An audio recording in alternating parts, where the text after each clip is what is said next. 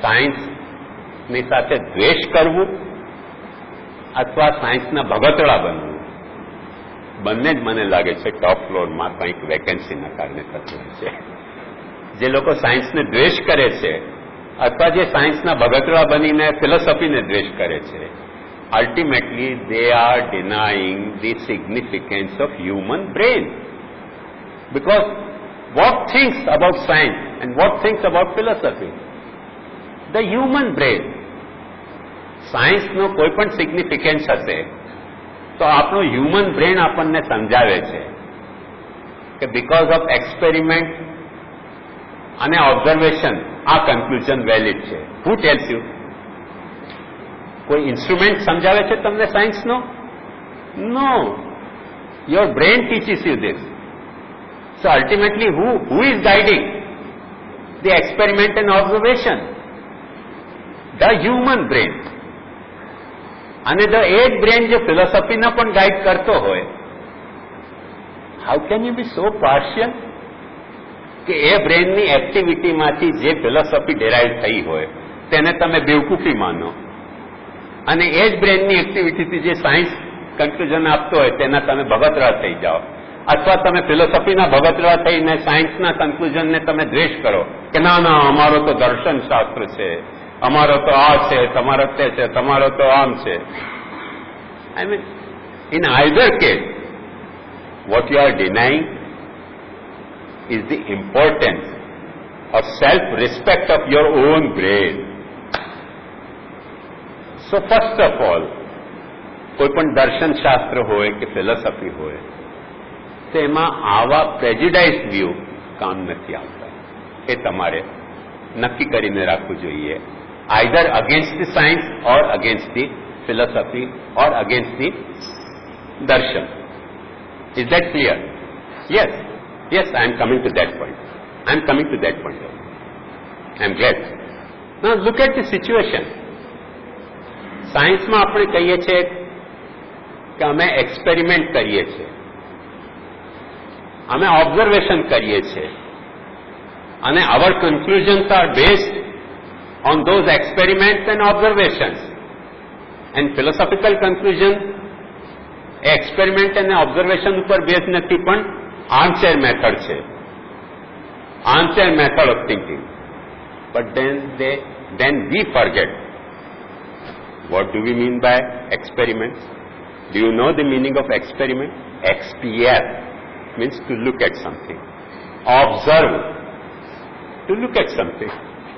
How does it differ from darshan? If XPR means to look at something, let him know XPR word નું મતલબ to look at something.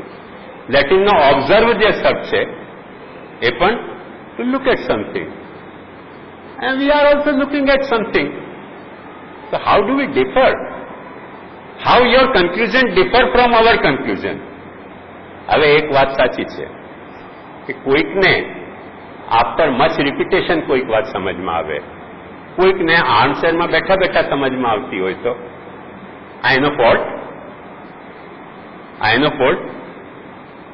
જેમ જૂના લોકો tables યાદ કરતા હતા, કોઈ પણ પૂછો ને ફિગર, સરવાળું કાઢવું હોય ને આમ ત્યાં આંગળી ફેરાવે ટોટલ આપી દે, આપણે tick tick tick tick tick tick tick tick experiment કરવું પડે. હવે તમને એક્સપેરિમેન્ટથી સમજમાં આવે છે, એને ટેબલ્સ બાય હાર્ટ છે, તો એને કેલ્ક્યુલેટરમાં tick tick tick tick tick tick experiment નથી કરવું પડતું. ફરક કેવી રીતે પડ્યું? જો કન્ફ્યુઝન સેમ આવતું હોય તો 6 આઈટમ મૂકી હોય, જૂના બધા જે લોકોને ટેબલ બાય હાર્ટ હતા આમ જુએ ને કન્ક્લુઝન તૈયાર, નવાઓને નથી મળતું કન્ક્લુઝન. કેમ? કેલ્ક્યુલેટર જુએ. હું મારી જ વાત બતાવું, બહુ ફની વાત. એક વખતે મારે કિશનગઢથી કોટા જવાનું હતું અને મેં ટેક્સી કરી. આઈ વોઝ બીટ નર્વસ, કોણ જાણે કેટલા રૂપિયા થશે. એટલે મેં જેને ટેક્સી મને એન્ગેજ કરાવી એને મેં કહ્યું કે ભાઈ કેટલા રૂપિયા થશે બતાવી દો ને, તો એટલી સગવડ રાખીને જાઉં. વારે ઘડી પેટ્રોલના દામ વધતા રહે ને. આઈ વોઝ બીટ નર્વસ કે કોણ જાણે શું વધ્યા હોય ને શું રેટ વધી હોય ને આપણે અહીંયાથી લઈ ગયા ન લઈ ગયા, પછી કોઈકને ત્યાં જઈએ ને પાછો છબરડો થાય. એણે મને કહ્યું જરાય ગભરાવ નહીં, અહીંયા તમે માઇલેજ નોટ કરી લો અને કંઈક 2.5 રૂપિયા કે 3 રૂપિયા પર માઇલ તમે આપી દેજો. ઓલ રાઈટ, સમજી ગયો. જતાની સાથે જ પેલી ટેક્સીની માઇલેજ મેં નોટ કરી, કેલ્ક્યુલેટર મારી પાસે. Height of foolishness. કોટા અમે પહોંચ્યા એટલે કેટલી માઇલેજ થઈ એનો ડિફરન્સ મેં કાઢ્યો, એમાં પાછો 3 રૂપિયાનો એ કર્યો. પણ કોણ જાણે ક્યાં મિસ્ટેક થઈ કે બહુ વધારે ફિગર આવી ગયો. આટલું બધું ફિગર આવ્યું એટલે મેં એને ટેક્સીવાલાને પૂછ્યું, मास्टर कितना रुपया थया? कि महाराज जी कैलकुलेटर आपके पास है और आप मेरे से पूछ रहे हैं आपके क्या आया बताओ ना.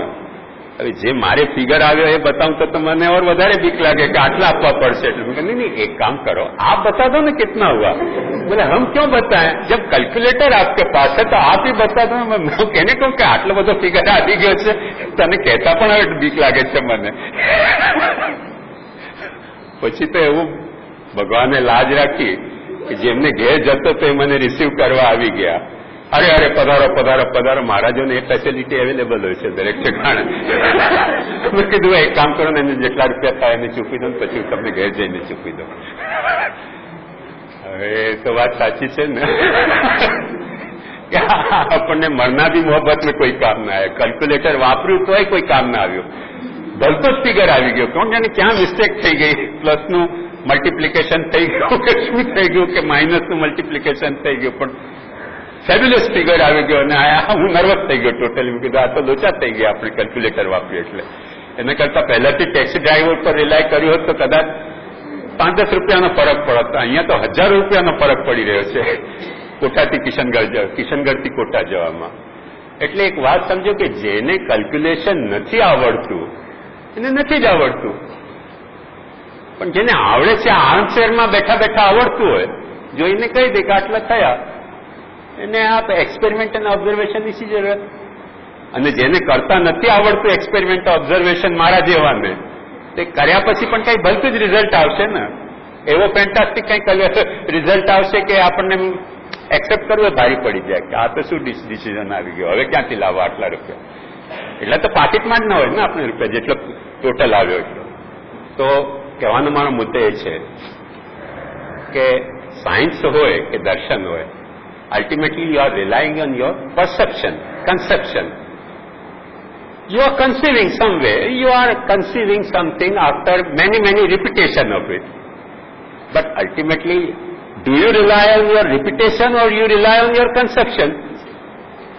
If somebody has ready-made conception in his mind, so how does it make a difference? ખ્યાલ આવ્યો ને?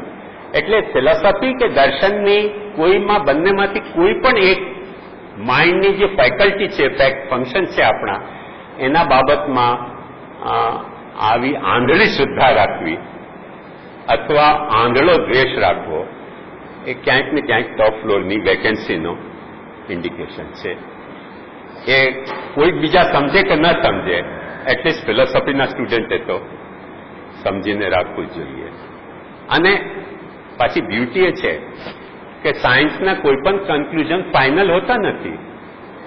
કાલે જે કન્ક્લુઝન આપ્યા હતા આજે સાયન્સ ડિનાય કરી દેશે. આજે જે કન્ક્લુઝન આપશે પરમ દિવસે ડિનાય થઈ જશે. I all the time relish my foolishness. So I will give you one more example of my foolishness. એક વખતે એવું થયું, પેલો સિન્થોલ સાબુ છે ને, એ સિન્થોલ સાબુની એડવર્ટાઇઝમેન્ટમાં એવું આવતું હતું કે એમાં પેલો એ પાંદડાને ગ્રીન રાખવાનો કોઈ કેમિકલ છે નાખવામાં આવે છે જેનાથી પાંદડા વૃક્ષના ગ્રીન રહે છે અને આથી ચામડી તરોતાજા રહે છે. એ એડવર્ટાઇઝમેન્ટ વાંચીને હું એટલો બધો પ્રભાવિત થઈ ગયો કે તો આપણે પછી સિન્થોલ સિવાય કોઈ સોપ વાપરવાનું એડિક્શન થઈ ગયું મને. શું કંઈક તો એનું એલિમેન્ટનું નામ હતું, કેમિકલ એલિમેન્ટ. હા, એચ ઉપર કંઈક નામ હતું, એચ ઉપર કંઈક નામ હતું. એનો દુષ્પ્રભાવ મારા ઉપર એવો પડી ગયો કે ક્યાંક વખતે ક્યાંક આડાવડા ફસાઈ જઈ અને સિન્થોલ ન મળે તો સ્કિનમાં મારે ડ્રાયનેસ આવતી હતી. મેં ડોક્ટરને, મારા ફેમિલી ડોક્ટરને કહ્યું ભાઈ મને આ સિન્થોલ ન વાપરું તો સ્કિન ડ્રાય થઈ જાય છે. અમારા ડોક્ટર કન્નડ યુવા એને કહ્યું મહારાજજી આ બધી બેકારની વાતો છે. મેં કહ્યું ચાલો હમણાં હું નાહી રહ્યો છું, 15 દિવસ નાહ્યા વિના તમને દેખાડું. ખરેખર બંધ કર્યું સિન્થોલ, પાછી સ્કિન ડ્રાય થવા માંડી, ખજવાળ આવવા માંડી. હું ગયો ડોક્ટર પાસે, જુઓ આવું થયું. એ બિચારો સમજી નહીં શક્યો કે લફડો શું છે. અને મારી સાથે એક્સપેરિમેન્ટ નહોતો કર્યો ને, so he could not derive at any conclusion. પછી ટાઈમ્સ ઓફ ઇન્ડિયાની એક સાયન્સ ટુડે મેગેઝિન નીકળતી હતી પહેલા, હેક્ઝોક્લેરોફિન કે એવું કંઈક કેમિકલનું નામ હતું, આઈ એમ નોટ પ્રિટી શ્યોર નાઉ. એમાં મેં વાંચ્યું કે આ તત્વ કે ડોક્ટરો સર્જરી પહેલા હાથ ધોતા હોય છે અને એનો પોઈઝન બ્રેનમાં ભેગું થાય છે. અરે મેં કીધું મર્યા, સિન્થોલ છોડો, આજ સુધી વાપર્યો નથી, હવે જરા પણ ડ્રાયનેસ નથી આવતી. આજ સુધી કોઈ દિવસ ડ્રાયનેસ નથી આવતી સિન્થોલ ના વાપરું તો. હવે બતાવો સાયન્સને કયા કન્ક્લુઝનને સાચું માનવું. જે લોકોએ સિન્થોલ માં આ કેમિકલ નાખ્યો અને જે લોકોએ આ કન્ક્લુઝન આપ્યું કે પાંદડાઓ હરા રહેશે તેથી ચમડી પણ તમારી હરી રહેશે, એ કન્ક્લુઝનને સાચું માનવું કે પોઈઝન ભેગું થાય છે ડોક્ટરોને પણ બ્રેનમાં, તે કન્ક્લુઝનને. કાલે પણ ત્રીજો કન્ક્લુઝન ના આવી જાય સાયન્સનો, એની શું guarantee? Ultimately everything depends on the experiment. Experiment means expert, to look at it. So you have your own way of to look at something. You have your own way to observe it something. And you are deriving a conclusion. એક વાત ધ્યાનથી સમજો, વરસાદ પડવા પહેલા કીડીઓ પોતાનું માળખું નથી બદલતી, પોતાના ઈંડાઓને ટ્રાન્સફર નથી કરતી? Are they not scientist? From generation to generation એ લોકોએ ઓબ્ઝર્વ કર્યું છે કે વરસાદ પડે છે ને પાણી ભરાઈ જાય છે ને આપણું જે માળખું હોય છે જમીનમાં એમાં અંડાઓ બધા ખતમ થઈ જાય છે, તો વરસાદ આવવાનો એના પહેલા આખી કીડીઓની હરોળ ઉભી થાય છે ઈંડાઓને ટ્રાન્સફર કરવાની સેફર સાઇડમાં. Are they not scientist? Would you say કે એમણે કોઈ ઇન્સ્ટ્રુમેન્ટ નથી વાપર્યો તેથી કીડીઓ સાયન્ટિસ્ટ નથી, માણસની જ મોનોપોલી છે સાયન્સની? It's not like that. મધમાખી જે ફ્લાવરને શોધવા જાય છે, યુ મસ્ટ નો ઇટ. કેવી રીતે શોધવા જાય છે? એમને કાંઈ કોઈ ગૂગલ્સ મેપ નથી હોતો કે ગૂગલ્સ મેપમાં જોઈને કે ક્યાં ફ્લાવર ઉગ્યા છે અને ત્યાં તરત પહોંચી જાય, અથવા નો કોઈ રેલવે લાઇન હોય છે કે ટિકિટ કટાવો અને ત્યાં જઈને ઉતરી જાઓ ફ્લાવર વેલીમાં. એવી કોઈ ટિકિટ કે કોઈ બસ સર્વિસ એમને નથી. કન્ટિન્યુઅસ મલ્ટિપલ ડિરેક્શનમાં ઉડવાનું એમનું એક સ્ટાઇલ હોય છે. એ ઉડવાની સ્ટાઇલમાં એ લોકો પોતાના પેલા ઓબ્ઝર્વર માખીને પહેલા મોકલાવે, એ ફરી ફરીને ક્યાંકથી જોઈને આવે કે ક્યાં ફ્લાવર છે. આ જોતાની સાથે જ ફરી પાછી આવે એના મધુપુડામાં અને પછી ડાન્સ કરીને ડિરેક્શન સમજાવતી હોય છે. આ એક્સપેરિમેન્ટથી પ્રૂવ થયું છે. ડાન્સ કરીને ડિરેક્શન સમજાવે કે ત્યાં ફ્લાવર છે અને બધી માખીઓ ત્યાં જાય છે. Is it not an experiment? Is it not an observation? Even they are scientist. આપણને મેગ્લોમેનિયા થઈ ગયું છે કે માણસની મોનોપોલી છે સાયન્સની. Even at the low level of creature, all of them have some experiment. કોઈ એક વાત સમજો કે કોઈ પણ મધમાખીને કે કીડીને કોઈ એક દિવસમાં આ વાત સમજમાં આવી હશે? From generation to generation they know this fact કે ક્યાંકથી ફ્લાવર શોધવો છે અને ક્યાંક આપણને જવું છે. So they know it. They are also scientist or not? Can you deny? If experiment and observation is science, how can you deny that they are not using science? They are also using science. જે પેલી શું કહો તમે ગુજરાતીમાં, આઈ am not pretty sure, બાયા કહેવાય, જે પેલો ઘાસના તણખકલાથી મલ્ટિપલ ચેમ્બરનો ઘોંસલો બનાવતી હોય છે. એટલે ઇનર ચેમ્બર, અપર ચેમ્બર અને આઉટર કોરિડોર, 3 લેવલ ઉપર. હા, સુગ્રી, ધેર યુ આર, ફાઇન. સુગ્રી. હવે એની સ્કિલ